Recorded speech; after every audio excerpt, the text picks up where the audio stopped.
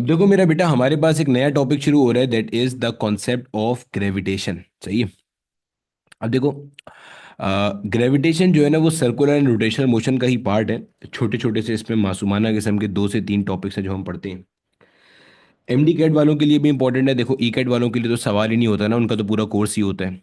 MD cat वालों के लिए इंपॉर्टेंट इसलिए क्योंकि इसके अंदर जो आप variation in the value of G का कॉन्सेप्ट पूछोगे, उससे मिलाकर आपका एग्जामिनर सवाल पूछता है प्रोजेक्टाइल मोशन में, यह सवाल पूछता है time period of simple pendulum को लेके, जो हम सिंपल हार्मोनिक मोशन के अंदर कवर कर रहे होंगे। ठीक है सर, चलें आगे, समझाइए हमें। चलो देखो, ग्रेविटेशन में सबसे पहले जो है ना, वो न्यूटन का लॉ ऑफ यूनिवर्सल ग्रेविटेशन है। वो क्या कहता है? वो कहता है यार, दुनिया में जो भी दो ऑब्जेक्ट्स मौजूद हैं, मान लो एक कोई ऑब्जेक्ट आपके पास ये रहा, ठीक है, let's say this is one object, और कहता है let's say this is some object number 2। सही है। अब कहते हैं इस ऑब्जेक्ट का कोई एक मास मान लो m1 है, इस ऑब्जेक्ट का कोई एक मास मान लो क्या है, m2 है, और इन दोनों ऑब्जेक्ट्स के दरमियान में ना कोई एक, इन दोनों के सेंटर के दरमियान में होता है बेसिकली ये फासला। इन दोनों के जो सेंटर है ना, इनके दरमियान में कोई एक सर्टेन डिस्टेंस है। मान लो that certain distance is r। ठीक है, ये एक सर्टेन डिस्टेंस इन दोनों के दरमियान में। तो ये कहता है कि ये दोनों ऑब्जेक्ट्स एक दूसरे के ऊपर एक फोर्स ऑफ अट्रैक्शन एग्जर्ट करते हैं। कैसी फोर्स? फोर्स ऑफ अट्रैक्शन, यानी कि एक दूसरे को अपनी तरफ बुलाने के लिए फोर्स एग्जर्ट करते हैं। यानी कि ये कहते हैं F is equal to G m1 m2 divided by R square, ऐसे फोर्स अप्लाई करते हैं। ठीक है सर, समझ में आती है बात की। अब इस वाले केस के अंदर ये कहता क्या है? ये कहता ये है जनाब कि आपके पास ये जो फोर्स अप्लाई हो रही होती है ना, ये दोनों तरफ से एक बराबर होती है। क्या मतलब सर इस बात का? यानी कि जो F12 है, F12 बोले तो force applied by 1 on 2, F21 बोले तो फोर्स अप्लाइड बाय 2 on 1। देखो, जब मैं यहाँ लिखता हूँ तो इसका मतलब ये चीज़ आप जहन में रखिएगा, F12 से क्या मुराद है और F21 से क्या मुराद है। F12 के अंदर से भी देखो गौर से, F1 क्या है, मतलब F12 में जो पहले लिखा हुआ है वो फोर्स लगा रहा है, और जो बाद में लिखा हुआ है उस पर फोर्स लग रही है। F12 is force applied by object 1 और ऑब्जेक्ट 2। F21 का मतलब क्या है? Force applied by 2 on 1। ठीक है। अगर मैं आपको इसकी डायरेक्शन भी बनाना सिखा दूं तो बहुत सिंपल है, वो भी कोई मसला नहीं है। देखो, अगर आपसे मैं पूछूं इस वाले मास को, ये वाला मास इस वाले मास को क्या कर रहा है आपके ख्याल में? अपनी तरफ घसीट रहा है, यानी कि m1 जो m2 है उसे ऐसे घसीटेगा अपनी तरफ। Yes sir. तो गोया जो मैं F12 का डायरेक्शन बनाऊंगा, F12 का डायरेक्शन ये बनेगा जनाबे वाला, देखो और से ये डायरेक्शन बनेगा F12 का। क्यों सर? अरे भैया, खुद सोचो फिर बता देता हूँ। पहले डायरेक्शन बना दूं फिर दोबारा से रिपीट कर देता हूँ। देखो सर, ये कैसे बना दिया आपने डायरेक्शन? भाई बहुत सिंपल है। आप अपने आप से सवाल पूछो कि ये F12 क्या चीज है। F12 is force applied by 1 on 2। कौन फोर्स लगा रहा है? ये लगा रहा है। किस पर? इस पर। क्या करेगा ये M2 को अपने पास बुलाएगा, गोया ये डायरेक्शन हो गया F12 का। सिमिलरली ये जो डायरेक्शन है ये किसका है? ये F21 का है, फोर्स अप्लाइड बाय 2 on 1। ये क्या है? 2 on 1, यानी कि किसने अप्लाई किया जनाब? 2 ने फोर्स अप्लाई किया किसके ऊपर? 1 के ऊपर। ठीक है सर, समझ में आ गई यहाँ तक की बात। आगे चलें हम जरा, आगे चलते हैं सर, और बताएं। ठीक है सर, आगे चलो। अब मेरे बच्चे, इसी के अंदर जब हम एक स्टेप आगे जाते हैं तो हमें ये पता चल जाता है कि ये जो F12 है और ये जो F21 है, ये आपस में जो दोनों फोर्सेस हैं इनका मैग्नीट्यूड क्या होगा जनाब? बराबर होगा। भले एक बड़ा मास हो भले एक छोटा मास हो, मैग्नीट्यूड क्या होगा? बराबर होगा। और डायरेक्शन क्या होगा? ऑपोजिट होगा। यानी कि इसको आप ऐसे भी लिख सकते हो, नजर ही आ रहा है डायरेक्शन ऑपोजिट है। F12 is equal to minus का F21, डायरेक्शन क्या है? ऑपोजिट है, मैग्नीट्यूड क्या है? बराबर है। ठीक है। और ये जो दोनों ये फोर्स है ना, ये इस तरह से है। साथ में अगर आपसे कोई पूछे इसका रिलेशन डिस्टेंस के साथ कैसे है, तो डिस्टेंस के साथ इसका रिलेशन इनवर्स स्क्वायर है, ऐसे। F is inversely proportional to R square. ठीक है। यहाँ पे आपके पास जो कैपिटल G है, ये कैपिटल G आपका यूनिवर्सल ग्रेविटेशनल कांस्टेंट कहलाता है, और इसकी वैल्यू अपने पास होती है जनाब 6.673 पावर -11 न्यूटन मीटर स्क्वायर पर किलोग्राम स्क्वायर, ये इसकी वैल्यू होती है। ठीक है। ये, और ये जो वैल्यू थी इसकी, ये मालूम की थी केवेंडिश ने अपने केवेंडिश अपरेटस के अंदर। ठीक है, ये इसकी वैल्यू थी और ये केवेंडिश अपरेटस में थी। अच्छा ठीक है सर, आगे चलेंगे। तो बिल्कुल बुनियादी बातें हो गई, इसमें कोई कमाल की बात नहीं है अब तक। अब कमाल की बात ये, इससे जो एग्जामिनर आपका सवाल पूछता है ना, वो कैसे पूछता है उस पर चलते हैं। मान लो आपका एग्जामिनर कहता है कि आपके पास दो मासेस हैं, M1 एंड M2। दो मासेस हैं, M1 एंड M2। इनके दरमियान में एक डिस्टेंस था मान लो R। आपने इनके दरमियान का डिस्टेंस बढ़ा करके कर दिया 3r। कहता है पहले जो फोर्स थी ना जब r डिस्टेंस था वो f थी। कहता है अब जो फोर्स है ना आपने वो बतानी है कितनी है। सिंपल सा सवाल है। क्या कहते हैं भाई, दो मासेस हैं, दे आर प्लेस्ड इस तरह से कि उनके दरमियान का डिस्टेंस क्या है, r है, और फोर्स इनके दरमियान में f है। ऑब्वियसली फोर्स ऑफ अट्रैक्शन, इस पे फोर्स ऑफ रिपल्जन नहीं होती न्यूटन के लॉ ऑफ ग्रेविटेशन में। ठीक है सर। कहते हैं फोर्स ऑफ अट्रैक्शन उनके दरमियान में क्या है, f है। कहता है अब आपने उनका डिस्टेंस 3 गुना बढ़ा दिया, distance has been made thrice. अब डिस्टेंस आपने 3 गुना बढ़ा दिया, बताओ फोर्स को क्या होगा। बोलोगे सर कोई मसला नहीं है, देखें F is inversely proportional to क्या है, आर स्क्वायर है। ठीक है सर। अब ये क्या बन जाएगा जनाब, F1/F2। अब देखो इनवर्स रिलेशन है ना, तो ये क्या बनेगा, ये बनेगा R2/R1। भाई खुद देखो एफ का रिलेशन आर स्क्वायर का इनवर्स है, तो F1 के लिए R1 नीचे आएगा, F2 के लिए R2 ऊपर आएगा। आप बोलोगे सर यहाँ पे आपने स्क्वायर तो लगाया ही नहीं, स्क्वायर भी लगा हुआ है यहाँ पे तो। भाई सर स्क्वायर लगाया ना, स्क्वायर दोनों पे कॉमन कर दिया। देखो R2 पे भी स्क्वायर है, R1 पे भी स्क्वायर है, मैंने स्क्वायर कॉमन कर दिया। अब क्या करेंगे आगे, वैल्यू पुट कर लेंगे भाई। F1 की जगह पुरानी फोर्स कितनी है, F, नई force you have to calculate R2, नया डिस्टेंस 3r, पुराना डिस्टेंस r। सही है। ऊपर क्या आ गया, स्क्वायर, r से r मर गया, 3 का स्क्वायर इज 9। सही है। अब क्या करेंगे जनाब, F/9 will be equal to F prime, F prime will be equal to F/9, ऐसे कर देंगे। F prime will be equal to F/9, इस तरीके पर आप करोगे तो आपका मसला क्या हो जाएगा जनाबे वाला, हल हो जाएगा। F prime will be equal to F/9, यानी कि पहले के मुकाबले में आपकी फोर्स क्या हो गई, 9 गुना कम हो गई। और ये चीज आपको नजर भी आ रही थी कि जब डिस्टेंस बिटवीन द ऑब्जेक्ट्स बढ़ेगा तो ऑटोमेटिकली फोर्स आपके पास क्या होती जाएगी जनाब, कम होती चली जा रही होगी। ठीक है सर, समझ में आती है। आगे चलें और मजीद चीजें हमें आप बताएं अब इसमें। ठीक है सर, आगे चलते हैं, मजीद चीजें आपको डिस्कस कराते हैं, मजीद चीजें बताते हैं। एक तो ये सवाल पूछते हैं, ठीक है सर समझ आ गया। अब इसके अंदर हमारे पास जो मेन कॉन्सेप्ट है ना, या इस चैप्टर को पढ़ने का जो मेन लुब्बे लुबाब है वो दूसरा है, जिसके ऊपर ये सवाल आता है। वो सवाल क्या आता है, ये मान लो हमारे पास जो है ना अर्थ है, गोल मटोल सा अर्थ है। ठीक है। और ये जो है ना जनाब इसके सरफेस पे मान लो एक कोई ऑब्जेक्ट रखा हुआ है। ठीक है, ये मान लो हमारे पास कोई एक ऑब्जेक्ट रखा हुआ है यहाँ पे इस जगह पे। ठीक है। अब ये जो ऑब्जेक्ट है ना, इस ऑब्जेक्ट का जो मास है इसको आपने कह दिया स्मॉल m, और ये जो अर्थ है ना, अर्थ के मास को आपने कह दिया कैपिटल M E। और कैपिटल M E बहुत ज्यादा होता है। कितना ज्यादा होता है, ये जो कैपिटल M E होता है ना, ये तकरीबन तकरीबन 6 × 10⁴ किलोग्राम होता है। ठीक है सर। ये आपके पास है मेरा बेटा centre of earth, centre of earth. और सेंटर ऑफ अर्थ से लेके सरफेस ऑफ अर्थ तक का जो फासला है वो तो हमें पता ही है ना कितना होता है जनाब, वो होता है हमारे पास रेडियस ऑफ अर्थ। सही है ना भाई, रेडियस ऑफ अर्थ क्या है, सेंटर ऑफ अर्थ से लेके किनारे तक का फासला। ये जो रेडियस ऑफ अर्थ है ना मेरे बेटे, ये भी ठीक ठाक होता है। ये कितना होता है, ये होता है 6400 किलोमीटर्स, यानी कि 6400 × 10⁻³ मीटर। ठीक ठाक है। किलो का मतलब क्या होता है, 10⁻³ होता है। ठीक है सर, समझ में आ गई यहाँ तक की बात। आगे चलें अब जरा। अब देखो आगे चलते हैं बच्चे। अगर मैं आपको बोलूं क्या ये दो डिफरेंट ऑब्जेक्ट्स हैं, एक छोटा ऑब्जेक्ट और एक, बिल्कुल सर दो डिफरेंट ऑब्जेक्ट्स हैं, क्या ये दोनों एक दूसरे पे फोर्स अप्लाई करेंगे, बिल्कुल करेंगे, ये फोर्स अप्लाई। अच्छा। अब ये जो दोनों एक दूसरे के ऊपर फोर्स अप्लाई करेंगे, अगर मैं कहूं इसकी वैल्यू लिखूं तो ये वैल्यू यही होगी, F = G m1 m2 divided by R square. अब और से सुनना, सर आपने यहाँ पे ये आर ई क्यों लिखा। देखें आर ई तो सेंटर से लेके यहाँ तक का फासला है ना, आपको तो यहाँ तक का फासला लेना था, क्योंकि आपने अभी कहा था जो आर आप लेते हैं वो तो दोनों ऑब्जेक्ट्स के सेंटर के दरमियान का डिस्टेंस होता है, तो आपने वहीं पे क्यों रोक दिया भाई, इसलिए कि ये जो आर ई है इसका वैल्यू बहुत ज्यादा है छोटी सी अमाउंट के मुकाबले में, क्योंकि हम आर ई क्या है, रेडियस ऑफ अर्थ है। ठीक है सर, समझ आ गया। अब हमें यह भी पता है कि ऑब्जेक्ट और इस अर्थ के दरमियान में जो फोर्स एग्जिस्ट करती है उसको हम क्या कहते हैं, वेट ऑफ द बॉडी कहते हैं, नहीं कहते, वेट ही तो कहते हैं, और क्या कहते हैं। और वेट का फॉर्मूला क्या होता है, mg। अब देखो यहां पे आपने जो न्यूटन के लॉ ऑफ ग्रेविटेशन से फोर्स निकाली वो ये है, और जो अर्थ किसी बॉडी पे फोर्स लगाता है उसे आप क्या कहते हो, वेट कहते हो। लेफ्ट हैंड साइड सेम है। अगर मैं इन्हें इक्वेट कर दूं तो ये बनेगा mg will be equal to GME into m divided by RE का स्क्वायर। यही चीज बनेगी सर, बिल्कुल यही चीज बनेगी। अब इसमें से जो आपको मरता नजर आ रहा है ना, इसे मार दो। मुझे तो एम से एम मरता नजर आ रहा है, ठीक है सर। क्या बनता है? G is equal to G M E divided by R E का स्क्वायर। ये नजर आ रहा है आपको? बिल्कुल आ रहा है। याद होगा मैंने ये वर्क पावर एनर्जी में एक जगह पे ये इक्वेशन यूज भी की थी, तो ये इक्वेशन ऐसे ड्राइव की जाती है।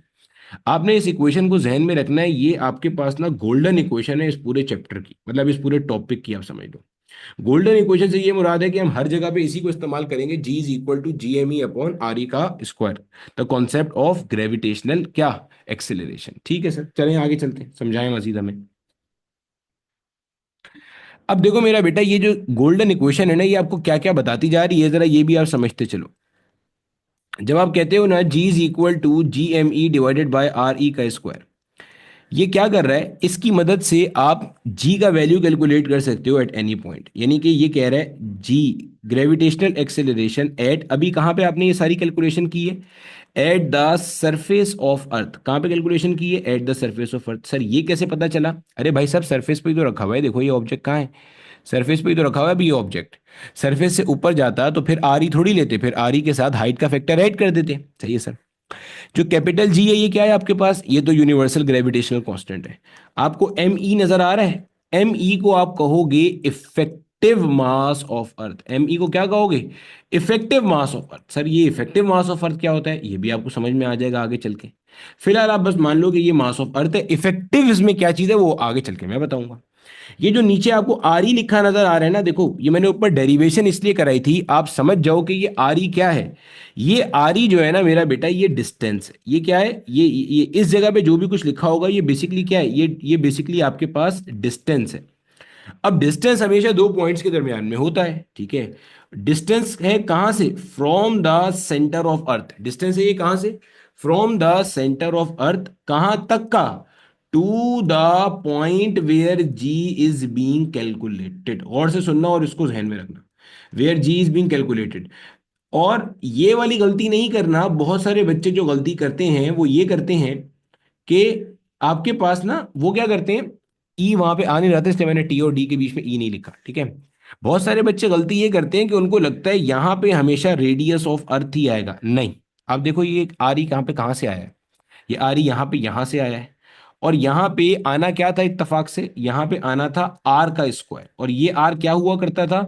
Distance between the centre of the two objects जिनके दरमियान में आप ये फोर्स कैलकुलेट कर रहे थे।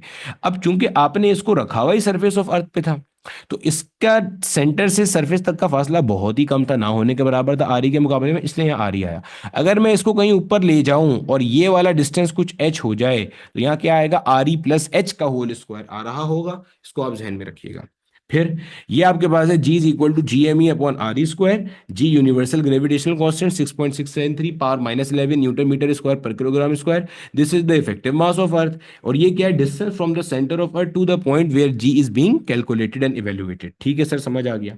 अब इसी की बेस के ऊपर आप क्या कर सकते हो? इसी की बेस के ऊपर आप अर्थ के सरफेस के ऊपर ग्रेविटेशनल एक्सेलरेशन का वैल्यू कैलकुलेट कर सकते हो। बल्कि अगर मैं इसको जनरलाइज कर दूं, eight the surface of any planet x, eight the surface of any planet x, किसी भी प्लेनेट एक्स के सरफेस पे अगर आपने जी का वैल्यू कैलकुलेट करना है, तो आप बोलोगे gravitational acceleration at the surface of planet X will be equal to G M X divided by R X का स्क्वायर। ये होता है भाई साहब, ध्यान में रख लेना, ठीक है। सही से समझ में आता है ये बात, ये चीज़ आप ध्यान में रखिएगा। इसके हमारे पास सवाल भी बनते हैं, सब चीज़ें बनती हैं, अभी थोड़ी देर में दिखा देता हूँ। सही है।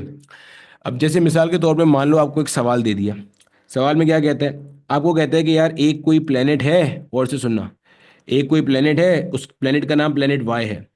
उस प्लेनेट वाई का जो मास है, कहता है भाई that is 9 times the mass of Earth. ऐसे लिख के देगा, there is some planet, planet Y, उसका जो मास है that is 9 times the mass of planet Earth. ठीक है सर, समझ आ गया। कहता है इस प्लेनेट का जो रेडियस है, कहता है that is let's say 2 times the radius of अर्थ। जो रेडियस है that is 2 time the radius of अर्थ। शायद आपने कभी ये वाले सवाल देखे हुए भी होंगे अपने क्लास 11 में। रेडियस ऑफ अर्थ, कहता है आप इस प्लेनेट पे ग्रेविटेशनल एक्सेलरेशन का जो वैल्यू है ना वो कैलकुलेट करके बता दो। बोलोगे सर कोई मसला नहीं है, अभी कर जाएंगे। Gravitational acceleration at planet Y will be equal to G, तो यूनिवर्सल कांस्टेंट है, हर जगह यही रहेगा। मास ऑफ प्लेनेट वाई, भाई सरफेस पे निकाल रहे हैं हम ये, तो क्या बनेगा, रेडियस ऑफ प्लेनेट वाई का स्क्वायर। ठीक है सर, जी को एज इट इज रहने दिया। मास ऑफ प्लेनेट वाई क्या है, 9 times the mass of planet Earth. ठीक है sir, radius of planet Y क्या है, 2 times the radius of planet Earth, और ऊपर क्या आ गया जनाब, स्क्वायर आ गया। ठीक है, अब नंबर्स एक तरफ कर लेते हैं, 9 एक तरफ हो गया, यहाँ आपके पास आ गया जनाबे वाला GME। ठीक है, 2 का स्क्वायर क्या हो गया, 4 अपॉन में हमारे पास क्या आ गया जनाब यहाँ पे RE। ठीक है सर, समझ आ गया। अब आप गौर से देखते हो तो ये वाली जो पूरी की पूरी चीज है, ये वाली जो पूरी की पूरी चीज है, ये आपके पास जी के बराबर है। G is gravitational acceleration at the surface of earth. जब आप 9/4 है, इसको आप सिंप्लीफाई करने जाओगे तो भाई सॉल्व कर लो, क्या बनेगा ये, 4 2 होता है आपके पास 8, 9 में से 8 किया, 1 बच गया। फिर से आपके पास 4 2 होता है 8, और फिर वहां 2 बचेगा, तो 4 5 होता है 20। क्या आता है आपके पास, 2.25 टाइम्स ऑफ जी। यानी कि ये जिस सरफेस की बात कर रहा है, वहां पे जो ग्रेविटेशनल एक्सेलरेशन का वैल्यू है, वो अर्थ के मुकाबले में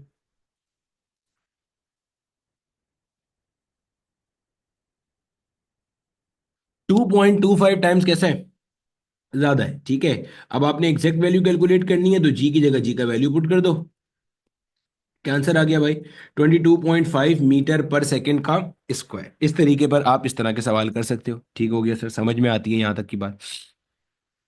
आगे चलते हैं। अब देखो, हमने एट द सरफेस ऑफ अर्थ तो मालूम कर लिया। अब आपके पास जो जी का वैल्यू है ना, वो डिपेंड करता है डिफरेंट पैरामीटर्स के ऊपर। तो अगला जो हमारा टॉपिक है, that is variation in the value of G. Variation in the value of G, variation in the value of G, variation in the value, ये हमारा अगला टॉपिक है। अब इसको भी देख लो, variation in the value of G. अब देखो, आपको ये बात पता है, सबसे पहले हम देख लेते हैं एल्टीट्यूड की वजह से क्या वेरिएशन आती है। एल्टीट्यूड मतलब जब आप हाइट कवर करते हुए जाते हो। ठीक है, अगर मैं आपसे बोलूं कि gravitational acceleration at the surface of अर्थ क्या है, तो आप बोलोगे जनाब gravitational acceleration at the surface of अर्थ आपके पास है GME डिवाइडेड बाय RE का स्क्वायर। ठीक है सर, समझ आ गया, इसे आपने कह दिया इक्वेशन नंबर 1। अब देखो, अगर मैं आपसे कहता हूं मिसाल के तौर पर कि gravitational acceleration at some height h above the surface of अर्थ, क्या मतलब सर, देखो मैंने कहा ये सरफेस ऑफ अर्थ है, मिसाल के तौर पे ये क्या है, ये सरफेस ऑफ अर्थ है। आपसे कहा गया कि जनाब आप सरफेस ऑफ अर्थ के ऊपर, सुनना गौर से, आप सरफेस ऑफ अर्थ पे ग्रेविटेशनल एक्सेलरेशन कैलकुलेट करो, तो ये रहा जनाब फॉर्मूला, आप कर सकते हो यहां से।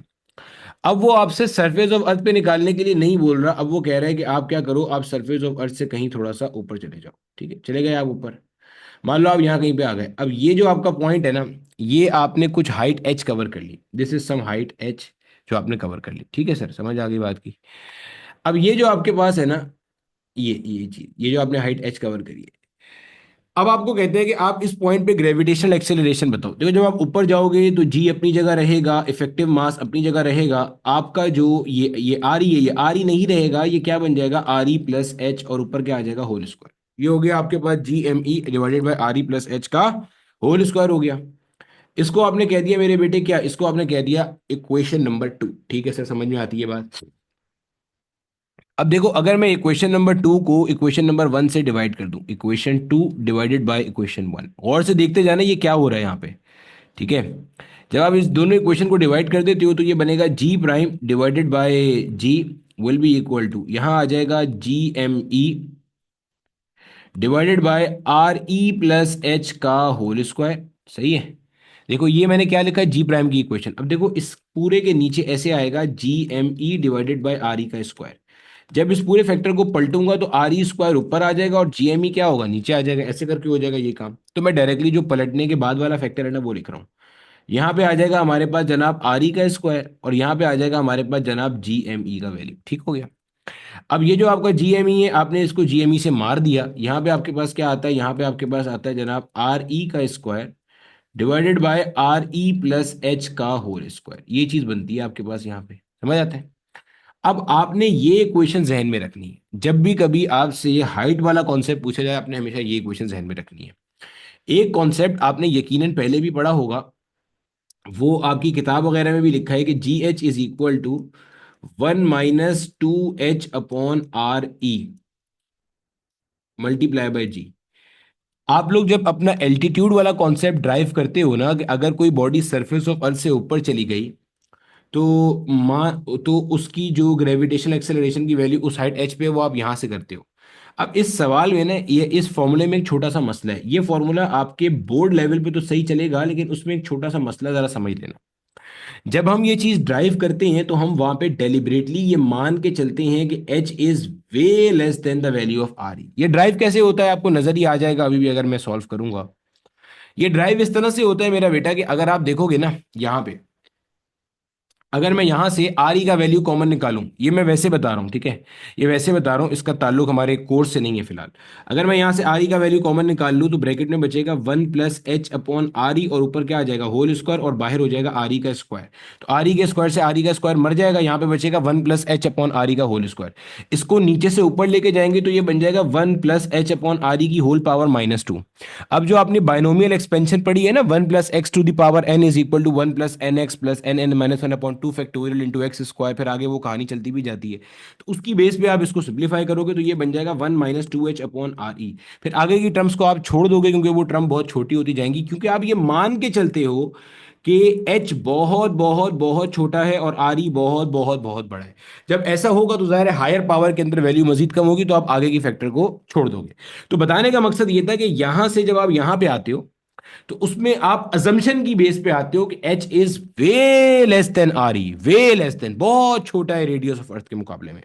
तो ये वाला फॉर्मूला तब तक तो चलेगा जब तक आपके पास जो एच है, ये 5 मीटर है, ये 10 मीटर है, ऐसे नंबर है ना, एच 5 मीटर, किलोमीटर नहीं बोल रहा, मीटर बोल रहा हूं, 5 मीटर 10 मीटर, तब तक तो सही है फॉर्मूला। लेकिन अगर वो आपको बोले कि जनाब आप अर्थ के सरफेस से ऊपर चले गए रेडियस ऑफ अर्थ के बराबर, यानी कि आपने हाइट कितना कवर कर लिया, रेडियस ऑफ अर्थ के बराबर ऊपर चले गए, तो बेटा कैसे लगाओगे ये फॉर्मूला, गलत हो जाएगा सवाल। अबे गलत इसलिए हो जाएगा, उसकी बुनियाद ही गलत रखी गई है। वो इसलिए रखी गई क्योंकि आपके जहन में ताकि एक कॉन्सेप्ट बुनियादी बना दिया जाए। तो अब समझ में आ गया ना। अब हम क्या करेंगे, सही फॉर्मूला यूज करेंगे। सही फॉर्मूला हमारा हमेशा से यही है और यही रहेगा, जहन में रख लेना, ठीक है। अब एग्जामिनर सवाल कैसे कैसे पूछेगा, इसके अंदर कोई शॉर्टकट याद करने की जरूरत नहीं है, ठीक है, भर भर के शॉर्टकट है इसमें भी, कुछ भी याद नहीं करना। एक ही फॉर्मूला है, सब इसी से करेंगे, हम सब कुछ इसी से करेंगे, ठीक है। अब देखो, मान लो आपका एग्जामिनर आपसे सवाल कहते हैं, क्या कहते हैं कि जनाब आप अर्थ के सरफेस से ऊपर गए, ठीक है सर, कितना ऊपर गए, आपने जो एल्टीट्यूड कवर किया, जो आपने सरफेस से ऊपर डिस्टेंस कवर किया, हाइट कवर करी, that is equivalent to the radius of Earth. आप अर्थ के सरफेस से रेडियस ऑफ अर्थ के बराबर ऊपर चले गए। सही है सर, चले गए ऊपर। अब क्या करें, अब आप बताइएगा जरा कि उस पॉइंट पर जी का वैल्यू क्या हो जाएगा। सवाल समझना पहले, सही। आप देखो, आपने अर्थ के सरफेस से ऊपर हाइट कितनी कवर करी है, रेडियस ऑफ अर्थ के बराबर। तो बेटा ये फॉर्मूला तो तुम्हें खुद ही समझ में आ रहा होगा, नहीं लग सकता ना, क्योंकि ये तो तब लगता था जब एच बहुत छोटा होता आ रही, अब तो वो एच ही आपको आ रही के बराबर दे दिया उसने। तो आप बोलोगे सर देखो कोई मसला नहीं है, हमें पता है G prime is upon G is equal to R E upon R E plus H. आप यहाँ पे होल स्क्वायर कॉमन भी कर सकते हो, मैंने तो स्क्वायर कॉमन नहीं किया, आप कॉमन कर लिया, क्या फर्क पड़ता है। ये हो गया जनाब आर ई। डिवीजन में क्या आ गया अपने पास, डिवीजन में आ गया जनाब आर ई प्लस का एच, और एच की जगह पे क्या आएगा जनाब, आर ई आ जाएगा। सही है। अच्छा, अभी पिछले दिनों भी एक बच्चे का मेरे पास मैसेज आया था, वो क्या हरकत कर रहा था, यहां से आर ई को आर ई से कैंसिल कर रहा था। बच्चे जहन में रखिएगा, ऐसे कैंसिलेशन नहीं होती जब तक ये दरमियान में प्लस या माइनस मौजूद होता है। हाँ, अगर यहाँ मल्टीप्लीकेशन होता तो कैंसिलेशन पॉसिबल थी। तो इसलिए आपको बारहा कहा जाता है, अल्लाह के वास्ते बेसिक मैथ्स पूरी कर लो, अगर आप बेसिक मैथ्स पूरी नहीं करते आप फंस जाओगे।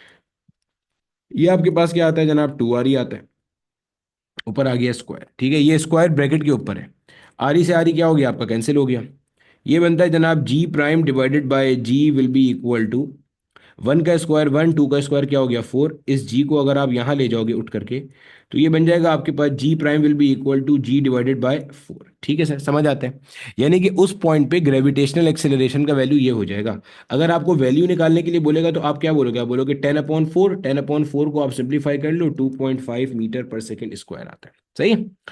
अब जल्दी से पहले एक बार इस सवाल को करो, जल्दी से करो, फिर उसके बाद मुझे बताओ कि अगर अगर अगर अगर अगर हाइट मेरी 2 RE के बराबर हो जाती तो उस पॉइंट पे बताओ जी प्राइम का वैल्यू क्या होता। इसी पैटर्न पे सॉल्व करो और जल्दी से बता दो, जल्दी से बता दो क्या।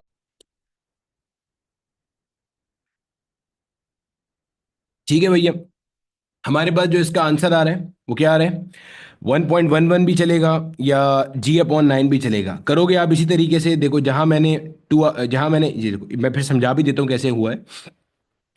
एच की जगह पे आप सिंपली क्या पुट कर दोगे, लाके 2 RE पुट कर दोगे। अच्छा ये आपको ना लफ्जों में लिखा मिलेगा, ठीक है, जैसे मैंने तो H = 2 RE लिख के दिया है, वो आपको ये लिख के नहीं देगा, वो आपको कहेगा कि इफ यू मूव या an object is move from the surface of earth at a height that is equal to twice the radius of earth, what will be the value of gravitational acceleration at that point। ठीक है, तो आपने H = 2 RE समझ ले, खुद बनाना है, मैंने नहीं बनाना होगा ये, ठीक है। तो यहाँ आया 2 RE, RE + 2 RE कितना हो गया 3 RE, आदि से RE मर गया तो 1/3, तो 1/3 का स्क्वायर हो गया 1/9, तो यहाँ आ जाएगा 9, ये आ जाएगा 9, 10/9, सिंप्लीफाई करेंगे तो यू विल गेट 1.11। ठीक है, अब एक तो आपका ये होमवर्क है, होमवर्क क्या है, आप क्या करना, H = XRE के ऊपर आप सॉल्व करना और जी प्राइम का वैल्यू कैलकुलेट करना।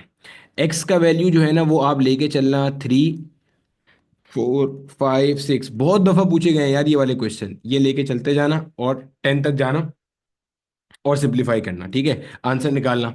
अब इसी से जो दूसरा सवाल बनता है, दूसरा सवाल क्या बनता है, आपको कहता है कि जनाब हाइट बताओ कितना ऊपर जाना पड़ेगा, सवाल सुनना गौर से। हाइट बताओ कितना ऊपर जाना पड़ेगा सरफेस ऑफ अर्थ से कि वो पॉइंट आ जाए, वो पॉइंट आ जाए जहां पे ग्रेविटेशनल एक्सेलरेशन का जो वैल्यू है that is 1/4 times the value eight the surface of अर्थ। इसे वो कहेगा क्या, वो कहेगा कितना ऊपर जाना पड़ेगा जहां पे जाके वो पॉइंट आ जाए जहां पे ग्रेविटेशनल एक्सेलरेशन का वैल्यू क्या है, 1/4 times that on the surface of अर्थ। इसको देखो मैंने लिख के दिखा दिया हूं आपको, G/4 हो जाए 1/4 times that on the surface of earth, 1/4 times that on the surface of अर्थ। ठीक है सर, समझ में आ गई यहां तक की बात। अब क्या करें, आगे चलते हैं भाई, वही काम करेंगे जो अभी तक करते हैं, नया काम कुछ भी नहीं करेंगे। मैंने बोला था ना एक ही फॉर्मूला है, बस उसी पे हाथ सेट कर लो, सब उसी से कराता रहूंगा मैं, बस आपने एक ही पे हाथ सेट करना है, उसी पे हम घूमते रहेंगे आगे पीछे। ये हो गया हमारे पास RE/RE+H और ऊपर आ गया हमारे पास होल स्क्वायर। ठीक है सर, आगे चलें। जी प्राइम की जगह पे आ गया हमारे पास G/4, अपॉन में क्या आ गया जनाब, अपॉन में आ गया जी। ठीक है सर, आगे चलें। ये हो गया आपके पास RE/RE+H का होल स्क्वायर। ठीक है सर, चलें आगे चलें। अब देखो ये आपके पास जी से जी मर गया यहाँ पे, यहाँ क्या होता है, यहाँ आपके पास होता है जनाब 1/4, this will be equal to RE/RE+H का होल स्क्वायर, RE+H और ऊपर आगे होल स्क्वायर। अगर मैं दोनों तरफ अंडर रूट लेता हूँ जनाब, 1 का रूट 1 होता है, 4 का रूट 2 होता है। ये हो गया यहाँ पे RE, डिवीजन में आपके पास आ गया RE+H, क्रॉस आपने मल्टीप्लाई कर दिया, ये बनता है जनाब RE+ का H will be equal to twice of the RE, और RE को वहां फेंक दोगे आप उठा के, तो आपके पास H का वैल्यू क्या आ जाएगा, RE आ जाएगा। यानी कि अगर आप सरफेस ऑफ अर्थ से RE डिस्टेंस ऊपर जाओ तो वो पॉइंट आएगा जहां पे gravitational acceleration will become 1 value that it has on the Earth surface. सही हो गया। अब इसके अंदर भी मैं आपको पूछ लेता हूं, आपने हाइट कैलकुलेट करनी है और वो जगह बतानी है जहां पे पार्ट ए में जी प्राइम का वैल्यू क्या हो जाए, G/2 हो जाए। पार्ट बी में जी प्राइम का वैल्यू क्या हो जाए, G/3 हो जाए। पार्ट सी में जी प्राइम का वैल्यू क्या हो जाए, G/4 तो मैंने कर ही दिया, आप G/5 कैलकुलेट कर लेना। पार्ट डी में कर लेना, जी प्राइम का वैल्यू क्या हो जाए, G/9 हो जाए। और क्या कर लोगे, पार्ट ई में आप कर लेना, जी प्राइम का वैल्यू क्या हो जाए आपके पास, G/16 हो जाए। ठीक है, यहां तक मुझे बता दो सबसे पहले तो हो जाएगा, फिर हम ऊपर चलते हैं। और अभी तक हमने जो चीज़ देख ली है, अगर मैं इसको नट शेल में डिफाइन कर दूं ना, तो हमने ये देख लिया जैसे जैसे आप अर्थ के सरफेस से ऊपर जाते हैं, वैसे वैसे जैसे जैसे आप अर्थ के सरफेस से ऊपर जाते हैं वैसे वैसे जी का वैल्यू कम होता है। उसकी रीज़न अगर आपने समझनी हो, रीज़न भी देख लो। G M E divided by R E का स्क्वायर है जनाबे वाला। Yes sir. अब देखो यहाँ पे आपको नजर आ रहा है जी का relation distance from the centre, ये आर ई क्या है, distance from the centre of earth to the point where G is being calculated. आपको नजर आ रहा है distance from the centre of Earth बढ़ता जा रहा है, तो जी उस पॉइंट पे ऑटोमेटिकली क्या हो रहा है, कम होता जा रहा है। बोलो यहां तक क्या सबको सारी चीज समझ में आती है, और ये होमवर्क क्वेश्चन हो जाएगा, कोई मसला तो नहीं है। बोलो बोलो भैया।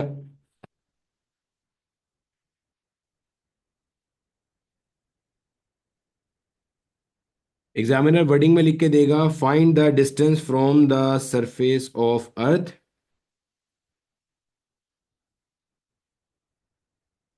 Where value of G become one half the value that it has on the Earth surface. ठीक है।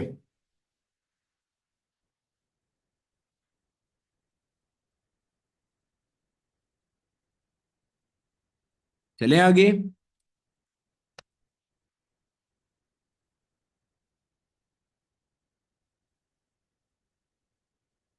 दानिश बेटा आप लेक्चर दोबारा देखिए, पूरा लेक्चर दोबारा देखिएगा जब अभी अपलोड करूंगा। ठीक है।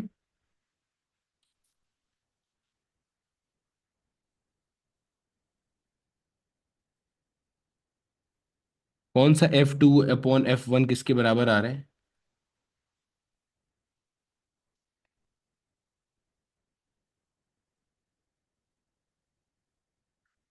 लब्बैक जमाली बेटा आप भी लेक्चर दोबारा देखिए, पूरा लेक्चर कम से कम 3 बार रिपीट करिएगा, कम से कम 3 बार। ठीक है।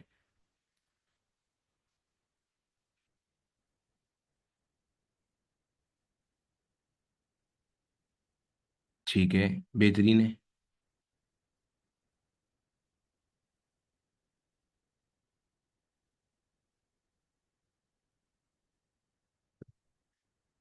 बेटे लेक्चर को सबसे अच्छा समझने का तरीका ये होता है कि जो आपको क्लास में क्वेश्चन कराए जाए ना, उनको कम से कम आप 3 से 4 मरतबा अपने हाथ से प्रैक्टिस करो, तब जाके आपको वो क्लियर होंगे।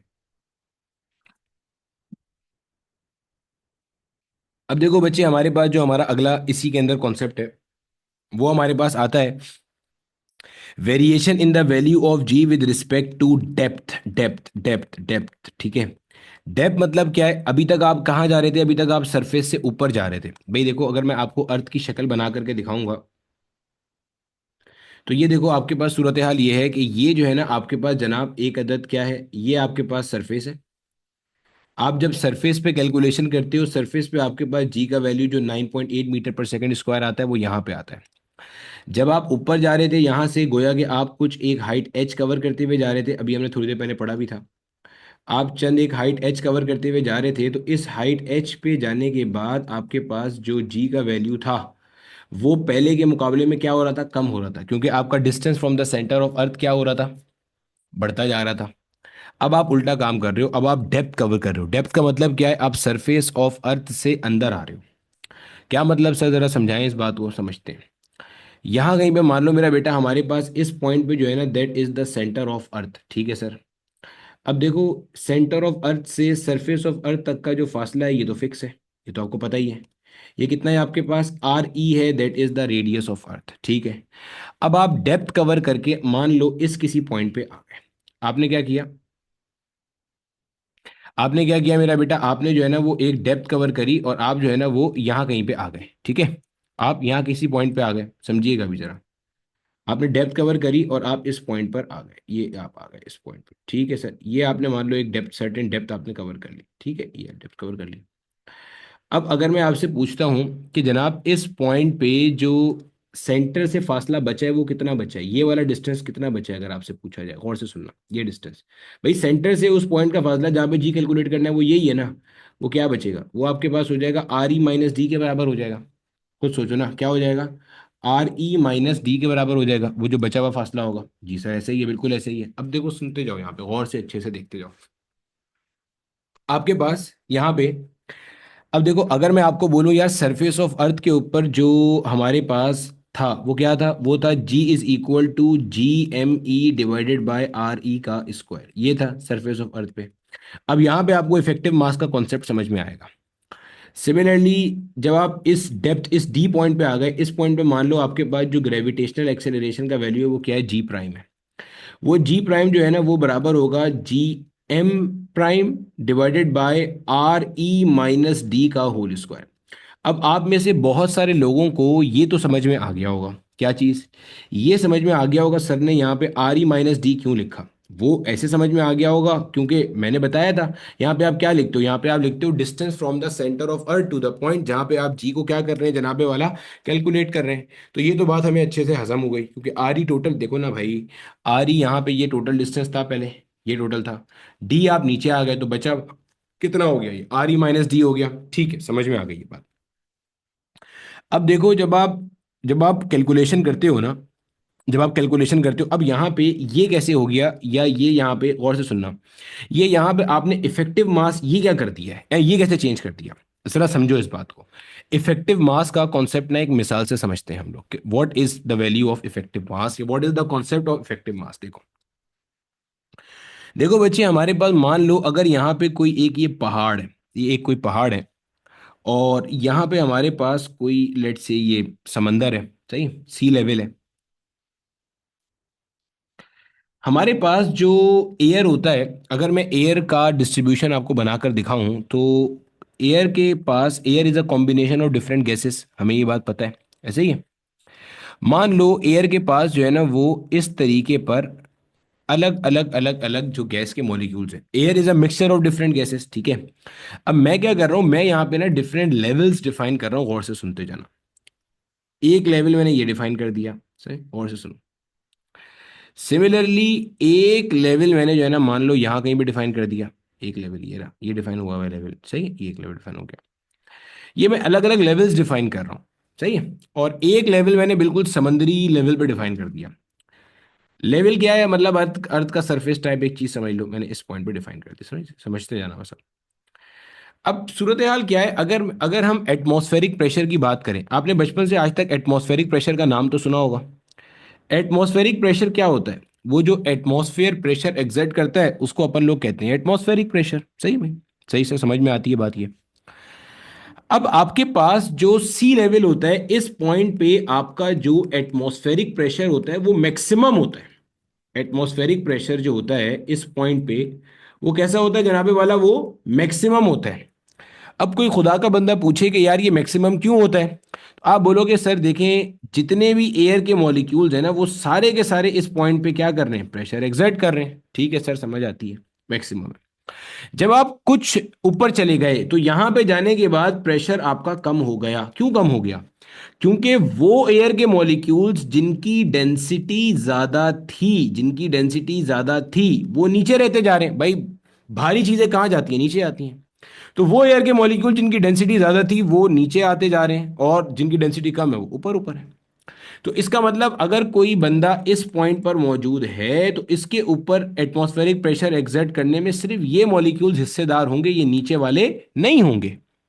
तो effective number of air molecules क्या हो गए, कम हो गए भाई। टोटल कम नहीं हुआ, टोटल तो वही है, लेकिन इस पॉइंट पे इफेक्टिव कितने हैं, एक्ट कितने कर रहे हैं, कार्रवाई कितने कर रहे हैं, वो कम हो गए। जब बंदा और ऊपर चला जाएगा तो प्रेशर और कम हो जाएगा, पड़ा होगा ना, with the rise in altitude, जितना आप ऊपर जाते हो atmospheric pressure keeps going down, atmospheric pressure कम होता जाता है, कम होता जाता है, कम होता जाता है। उसकी रीजन समझ में आ गई क्यों कम होता है, क्योंकि air is a combination of different gases. जो डेंसर गैसेस हैं वो नीचे सेटल होती हैं, जो लेस डेंसर गैसेस हैं वो ऊपर जाती हैं। सही है सर, समझ आती है बात की। अब देखो इफेक्टिव और टोटल में फर्क समझ लेना। टोटल हमेशा कांस्टेंट है, एयर के टोटल मॉलिक्यूल्स कांस्टेंट है, इफेक्टिव कितने हैं उसमें से वो कम होते जा रहे हैं, सही है। अब देखो यहां पे यही चीज आप यहां पे भी समझ सकते हो। देखो समझो, जब आपके पास ये मान लो आपका अर्थ है, ठीक है, जब आप इस पॉइंट पर मौजूद थे, यहां कहीं पे थे, या इससे ऊपर आप किसी पॉइंट पे थे, तो अर्थ का सारा मास इफेक्टिव था इस पॉइंट पे क्या करने में, ये अर्थ का सेंटर है समझना। इस पॉइंट पे जब आप मौजूद थे तो अर्थ का सारा मास इफेक्टिव था जी को डिफाइन करने में, ठीक है। अब आप यहां पे थोड़ा सा अंदर आ गए, जब आप अंदर आ गए तो अब जो मैं दायरा बना रहा हूं ना, गौर से देखिएगा, अब ये जो मैंने दायरा बनाया है, ये जो मैंने दायरा बनाया है, इसके अंदर जो मास है ना, गौर से देखना, इसके अंदर जो मास है, इसके अंदर जो मास है, सिर्फ ये मास आपका क्या है, इफेक्टिव है। इस पॉइंट पे जी का वैल्यू डिफाइन करने में सिर्फ ये मास इफेक्टिव है। यानी कि जितना मास इसके बाहर रह गया वो इफेक्टिव नहीं है इस पॉइंट पे ग्रेविटेशनल एक्सेलरेशन को डिफाइन करने में, ध्यान में रखिएगा। तो आपको वाजे तौर पे ये बात नजर आनी चाहिए कि अब ये देखो, ये जो आपका इफेक्टिव मास है that is basically defining the value of G, इस पॉइंट के ऊपर जो जी प्राइम है वो आपको वाजे नजर आ रहा है कि वो ओवरऑल मास ऑफ अर्थ से क्या हो गया, कम हो गया। सर आप इतनी लंबी चौड़ी कहानी हमें बता क्यों रहे हैं? हाँ, वो बता इसलिए रहा था ताकि एक तो आपको इफेक्टिव मास समझ में आ जाए, दूसरा बच्चे का एक सवाल होता है, कॉमन मसला आता है। कॉमन सवाल ये आता है कि सर देखें देखें, आपने हमें फॉर्मूला पढ़ाया जी का, G M E divided by R E square at the surface of Earth, यही फॉर्मूला पढ़ाया था। जी सर बिल्कुल यही फॉर्मूला पढ़ाया था आपको। अब सर देखें, अगर हम इस फॉर्मूले को गौर से देखेंगे तो हमें ये बात तो नजर आ ही रही है ना कि जी जो है वो आर ई स्क्वायर के साथ कैसा है, इनवर्स रिलेशन के अंदर है। ठीक है सर, नजर आ रही है। तो देखिए जब हम सरफेस ऑफ अर्थ से ऊपर जा रहे थे तो जी का वैल्यू कम हो रहा था क्योंकि इनवर्स रिलेशन है। मैं बोलूंगा बहुत आला। वो बोलेगा सर देखें जब हम अंदर जा रहे हैं इसके अंदर, जब हम यहाँ पे अंदर की तरफ जा रहे हैं तो हम सेंटर ऑफ अर्थ से करीब करीब जा रहे हैं। मैं बोलूंगा बिल्कुल ऐसे ही है। तो सर जब सेंटर ऑफ अर्थ से करीब जा रहे हैं तो गोया ये वाला डिस्टेंस तो कम होता जा रहा है। जी सर, तो फिर तो जी का वैल्यू क्या होना चाहिए भाई, बढ़ना चाहिए। लेकिन इन एक्चुअल आप देखोगे कि डेप्थ कवर करने के बाद भी, डेप्थ कवर करने के बाद भी क्या होता है कि आपके पास जी का वैल्यू कम होता जाता है, जी का वैल्यू कम होता जाता है। आप जब डेप्थ कवर करते हो जी का वैल्यू क्या होता जाता है, कम होता जाता है, यानी कि मैक्सिमम जी का वैल्यू होता है eight the surface of Earth. आप ऊपर जाओ तब भी कम होता है, आप नीचे आओ तब भी क्या होता है, कम होता है। अब अगला सवाल पूछता है सर जी का वैल्यू अब कम क्यों हो रहा है, तो डिस्टेंस, डिस्टेंस कम हो रहा है तो जी शुड इंक्रीज। अब देखो यहां पे प्रॉब्लम क्या आता है, डेप्थ के अंदर आपके पास ग्रेविटेशनल एक्सेलरेशन के अंदर जो वेरिएशन लाने वाले फैक्टर है ना वो एक से बढ़कर हो जाते हैं दो। दो फैक्टर आपके पास हो जाते हैं जो कि ग्रेविटेशनल एक्सेलरेशन के अंदर क्या करते हैं, वेरिएशन लेकर आते हैं। सर मिसाल से समझाइएगा जरा, समझाते हैं आपको।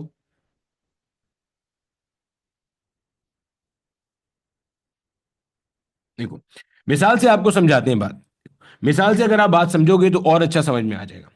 वेरिएशन लाने वाले फैक्टर दो कौन कौन से हो गए, एक हो गया आपका effective mass of earth, total mass of अर्थ नहीं कह रहा, वो मास ऑफ अर्थ कह रहा हूं जो कि जी डिफाइन करता है। और दूसरा आपके पास क्या होता है, distance from the centre of अर्थ। दो फैक्टर हो गए, distance from the centre of अर्थ। अब देखो जब आप ऊपर से नीचे की तरफ आते हो यानी कि आप डेप्थ कवर करते हुए आते हो तो ये बात आपकी बिल्कुल ठीक है कि distance from the centre of earth कम होता है तो इसकी वजह से जी बढ़ता है, और मास ऑफ अर्थ भी कम होता है, इफेक्टिव मास ऑफ अर्थ कम होता है, इसकी वजह से जी कम होता है। क्योंकि देखो इफेक्टिव मास ऑफ अर्थ के साथ जी का रिलेशन क्या है, डायरेक्ट है। भाई छोटा छोटा, भाई जितना आप नीचे जाओगे इतना इफेक्टिव मास ऑफ अर्थ कम होता जाएगा ना, स्फेयर का साइज कम होता जाएगा, तो अल्टीमेटली आपके पास जी का वैल्यू कम होगा। अब देखो ये दोनों अमल कर रहे हैं, अब इसमें से किसका अमल नजर आएगा, जाहिर है उसका अमल नजर आएगा जो डोमिनेंट होगा। भाई खुद सोचो, आप घर में मिसाल ले लो, घर में आप कुछ कहते हो, आपका बड़ा भाई या बहन कुछ कहता है, तो बात किसकी मानी जाती है, बड़े भाई या बहन की। देखो कहा तो दोनों नहीं ना, दोनों ने एक बात की। अब मसला यह है कि उसने कुछ और कहा, आपने कुछ और कहा। प्रॉब्लम क्या है, प्रॉब्लम यह है कि उसका होल्ड ज्यादा है। मिसाल दे रहा हूं, हो सकता है आपका ज्यादा हो, सिर्फ just for the sake of example मैंने बात की है, ठीक है। तो जिसका होल्ड ज्यादा है बात उसकी मानी जा रही है। तो डोमिनेंट फैक्टर यहां पे कौन सा होता है, तो डोमिनेंट फैक्टर यहां पे मास ऑफ अर्थ होता है, इफेक्टिव मास ऑफ अर्थ। अभी चूंकि हमारा ये कोर्स डोमेन नहीं है, वरना मैं आपको डेरिवेशन करके साबित करा था कि effective mass of earth dominant factor है हमारे पास यहां पे। ठीक है सर जी, आगे देखो अब इसके अंदर, तो इस वजह से जी का वैल्यू कम होता है, ये भी ध्यान में रख लेना। तो आपने जब इस पॉइंट के ऊपर निकालना है तो इसका वैल्यू बन जाएगा G prime divided by G will be equal to 1 - d/r e, where D is the depth. अच्छा डेप्थ हमेशा नापी कहां से जाती है, ध्यान में रख लेना इसको भी हमेशा। डी या एच, डेप्थ हो या हाइट हो, हमेशा नापी कहां से जाएगी, from the surface of earth. Surface इसके लिए रेफरेंस है। हाइट सरफेस से ऊपर की तरफ नापी जाती है, डेप्थ सरफेस से नीचे की तरफ नापी जाती है। और ये फॉर्मूला वही है जो आप क्लास 11 में पढ़ के आए हो, ये हमेशा चलेगा। सर ऊपर आपने 1 - 2h/r वाला बोला था, वो हमेशा नहीं चलेगा, इसलिए कि वो फॉर्मूला ड्राइव करते हुए आपने अजम्पशन लिया था। यहां पे कोई अजम्पशन नहीं लिया तो ये ट्रू है। ये क्या है, ट्रू है। सर सवाल बताएं कैसे आता है, बहुत सिंपल क्वेश्चन आते हैं इसके। कहते हैं बताओ कितना डेप्थ कवर करें हम सरफेस ऑफ अर्थ से, कितना नीचे जाएं कि ग्रेविटेशनल एक्सेलरेशन उस पॉइंट पर 1/2 द वैल्यू हो जाए that is eight the surface of अर्थ। हम कितना नीचे जाएं फ्रॉम द सरफेस ऑफ अर्थ के ग्रेविटेशनल एक्सेलरेशन का वैल्यू क्या हो जाए, 1/2 that is eight the surface of अर्थ। तो आप बोलो सर कोई मसला नहीं है, अभी करके देख लेते हैं। आप बोलोगे यहां पे G prime divided by G will be equal to 1 - D में आ जाएगा क्या, आर ई। सही है सर, जी प्राइम की जगह आ गया g/2 अपॉन में आ गया जी, ये आ गया 1 - d/r e। ठीक है सर, समझ आ गया। ये जी से जी आपके पास मर जाता है, यहां आपके पास आता है 1/2, ये आता है 1 - d/r e। ठीक है सर, इस पूरे फैक्टर को वहां ले जाओ, इस पूरे फैक्टर को यहां ले आओ, ये बन जाएगा आपके पास d/r e will be equal to 1 - का हाफ। 1 - का हाफ करोगे आंसर क्या आएगा, 1/2, क्रॉस मल्टीप्लाई कर लोगे ये हो जाएगा d will be equal to r e/2। यानी अगर आप अर्थ के सरफेस से 1/2 द रेडियस ऑफ अर्थ नीचे आ जाओ तो वो पॉइंट आएगा जहां पे ग्रेविटेशनल एक्सेलरेशन पहले के मुकाबले में आधी रह जाएगी, आधी रह जाएगी। अब आपने ये काम करना है, आपने डेप्थ निकालनी है। कब, अगर g का वैल्यू g/3 रह जाए, अगर g का वैल्यू g/4 रह जाए, अगर g का वैल्यू g/5 रह जाए, अगर g का वैल्यू g/6 रह जाए, आपने ये काम करना है। सही हो गया। सिमिलरली एक और चीज देख लो, गौर से सुनना। अगर मैं डेप्थ कवर कर लूं रेडियस ऑफ अर्थ के बराबर, गोया कि अगर मैं सरफेस से इतना नीचे आ जाऊं कि रेडियस ऑफ अर्थ के बराबर नीचे आ जाऊं, अगर मैं रेडियस ऑफ अर्थ के बराबर नीचे आ जाऊं तो बताओ मेरे पास वहां पे जी का वैल्यू क्या होगा। अगर मैं रेडियस ऑफ अर्थ के बराबर नीचे आ जाऊं तो आप बोलोगे सर कोई मसला नहीं है, G prime divided by G will be equal to 1 - d/r e होता है। आप कितना नीचे आ गए, डेप्थ कितना कवर कर ली, रेडियस ऑफ अर्थ, तो यहां भी वही लिख लो भाई, आर ई। सही है, ये वाला आर ई तो फॉर्मूले का है, वो ऊपर आपने डी की जगह लिखा है क्योंकि डी आपको गिवन था क्या है, आर ई के बराबर। आर ई से आर ई मर गया, क्या होता है यहाँ पे 1 - का 1, ये हो गया 0। ये आपके पास बनता है G prime divided by G will be equal to 0। इसको वहां बेच के मल्टीप्लाई करा दे and you will get G prime is equal to 0 metre पर सेकेंड स्क्वायर। यानी कि क्या पता चला, पता आपको ये चला कि सेंटर ऑफ अर्थ पे ग्रेविटेशनल एक्सेलरेशन 0 मीटर पर सेकेंड स्क्वायर होती है। इसको आप दो तरह से समझ सकते हो। अर्थ किसी भी बॉडी के ऊपर फोर्स लगाता है अपने सेंटर की तरफ बुलाने के लिए। सही, अर्थ किसी भी बॉडी पे फोर्स लगाता है अपने सेंटर की तरफ बुलाने के लिए। अब जबकि ये बॉडी सेंटर पे पहुंच गई तो फोर्स लगाने का मकसद खत्म हो गया, तो ग्रेविटेशनल एक्सेलरेशन 0 हो गई। समझने का एक तरीका। समझने का तरीका नंबर 2 क्या है, तरीका नंबर 2 ये, जब आप सेंटर ऑफ अर्थ पे आ जाओगे तो वहां पे इफेक्टिव मास ऑफ अर्थ 0 हो जाएगा। जब इफेक्टिव मास ऑफ अर्थ 0 हो जाएगा तो भी आप कहोगे ग्रेविटेशनल एक्सेलरेशन क्या हो गई जनाब, 0 हो गई। ठीक है, इन शॉर्ट ये चीज। अब इसी के अंदर आप किस तरह से करोगे इसके होमवर्क, आप ऐसे करोगे, आप बोलोगे अगर डेप्थ RE/2 हो जाए तो बताओ जी प्राइम का वैल्यू क्या है। अगर डेप्थ RE/3 हो जाए तो बताओ क्या है। अगर डेप्थ RE/4 हो जाए तो बताओ क्या है। अगर डेप्थ RE/5 हो जाए तो बताओ क्या है। ये सारे होमवर्क क्वेश्चन है जो आपने कल की क्लास से पहले लाजमन करके रखने हैं, क्योंकि कल की क्लास से के अंदर मैं आपको सेंटर ऑफ अर्थ से ये डिस्टेंसेस निकाल के बताऊंगा। समझ उसी को आएगा जिसने ये होमवर्क किए हुए होंगे, बाकी सारे परिणाम नहीं समझ पाएंगे। क्यों, क्योंकि सेंटर ऑफ अर्थ से जब डिस्टेंस निकालेंगे उसके लिए आपके पुराने कॉन्सेप्ट सही होने चाहिए। यहां तक मुझे बता दो क्या सबको सारी चीज अच्छे से क्लियर है। हाँ, अब जो मेडिकल वाला बच्चा होता है ना उसका सवाल होता है सर ग्रेविटेशन तो नहीं है, तो अब सिंपल पेंडुलम है ना। अब सिंपल पेंडुलम को अगर वो कहे कि मैं सरफेस से ऊपर लेके चला गया रेडियस ऑफ अर्थ के बराबर, बताओ इसके टाइम पीरियड की सेहत पे क्या फर्क पड़ेगा। तो सिंपल पेंडुलम शामिल है नहीं शामिल है, टाइम पीरियड का फॉर्मूला शामिल है नहीं शामिल है, शामिल है। कैसे बताओगे डिफरेंस क्या होगा, जब आपने ग्रेविटेशन ही नहीं पढ़ा फिर आप वही काम कर रहे होगे, अंडे टमाटर पीएमडीसी को जाके मार रहे होगे कि आउट ऑफ कोर्स क्वेश्चन आया है, फिर वही होगा, वो अपना दामन बचा के निकल जाएंगे, आप रोना गाना करते रहोगे। ठीक है, तो बेहतर है जो पढ़ाया जाए सब पढ़ो।